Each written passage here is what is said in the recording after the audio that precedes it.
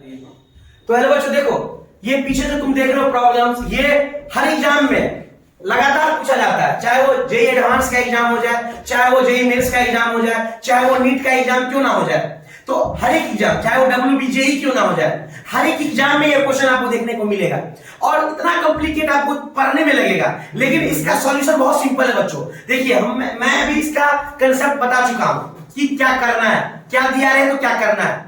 आपको अगर वो कंसेप्ट आ गया तो ये सवाल आपके लिए जीरो है, कुछ नहीं है, कोई सवाल नहीं। क्या कह रहा है? कुछ भी नहीं कह रहा है। कह रहा है कि इंक्लाइंड प्लेन है, मास m1 है, m2 है, और आपसे पूछ रहा है कि इंक्लाइंड प्लेन कितना फोर्स लगा रहा है। तो इंक्लाइंड प्लेन किस पे फोर्स लगाएगा? m1 पे। इंक्लाइंड प्लेन कितना फोर्स लगा रहा है? m1 पे। मतलब इंक्लाइंड प्लेन कौन सा फोर्स लगाएगा? नॉर्मल। तो आपको बस नॉर्मल का वैल्यू निकालना है, आपको बस नॉर्मल का वैल्यू पूछ रहा है। तो उसके लिए क्या करना है? इंक्लाइंड प्लेन का एंगल भी नहीं दिया है, तो ये पहले थीटा निकालना पड़ेगा। तो एक बार इक्वेशन लिख लो, तीन इक्वेशन बनेगा, एक इसका और एक इसका। तीन फोर्स लग रहा है जो कि इंटरनल फोर्स है। तो इसका क्या लगेगा? T1 बराबर हो जाएगा m1 g sin थीटा। क्यों बोल दिए सर?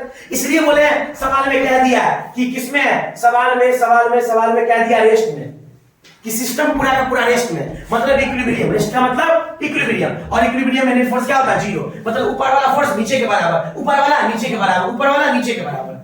इक्विलिब्रियम में यही आता है। तो ऊपर वाला नीचे के बराबर, T हो जाएगा m1 g sin थीटा। इससे तो t का वैल्यू निकलेगा नहीं, क्यों? थीटा तो पता नहीं है। तो दूसरा इक्वेशन लिख दिए, t बराबर m2g। इससे आराम से निकल जाएगा। m2 का वैल्यू दिया हुआ है 3 kg, g का वैल्यू मान पता है, तो 30 निकल गया। अब इस 30 को ले जाके पुट कर देंगे, यहां से थीटा निकल जाएगा, और जब ये थीटा निकलेगा, थीटा यहां पे पुट कर देंगे, नॉर्मल निकल जाएगा। मतलब आपको इस कांसेप्ट में एकदम प्रॉब्लम होना ही नहीं चाहिए। कोई भी एग्जाम पूछे, आपको कितना भी बड़ा प्रॉब्लम दे दे, उसका सॉल्यूशन बस 2 सेकंड में आ जाएगा। ठीक है बच्चों, धन्यवाद।